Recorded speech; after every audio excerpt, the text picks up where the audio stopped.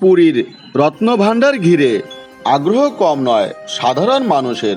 ৪৬ বছর পর ফের এই রত্নভাণ্ডারের দরজা খুলেছে। এই আবহে জগন্নাথ দেবের এই কোষাগার ঘিরে রহস্যের অন্ত নেই। দীর্ঘ ৪৬ বছর পর অবশেষে রবিবার খোলা হয় পুরীর জগন্নাথ মন্দিরের রত্নভাণ্ডার। এদিকে অনেক ভক্তদের বিশ্বাস ছিল যে জগন্নাথ দেবের ধন সম্পদ রক্ষা করেন নাগ দেবতা, তাই যাতে মন্দির খোলা হলে কোনো অঘটন না ঘটে সেই জন্য সেখানে সাপুড়েরা উপস্থিত ছিল। তবে রত্নভাণ্ডারে কোনো সাপ ছিল না বলে দাবি করা হয়েছে টাইমস অফ ইন্ডিয়া রিপোর্টে। এদিকে রত্নভাণ্ডারে সাপ থাকতে পারে এই সম্ভাবনার কারণে মন্দিরের বাইরে ৩ জন সাপুড়ে ছিলেন। মোট ১১ জন সাপুড়েকে তৈরি রাখা হয়েছিল এর জন্য।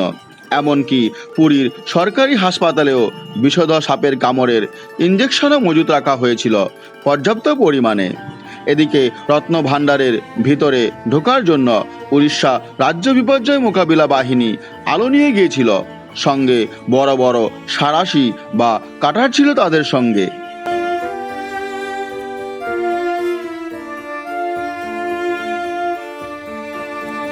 অবশেষে রবিবার ঠিক দুপুর 1:28 পবিত্র মুহূর্তে খোলা হয় পুরীর জগন্নাথ মন্দিরের রত্নভাণ্ডারের দরজা।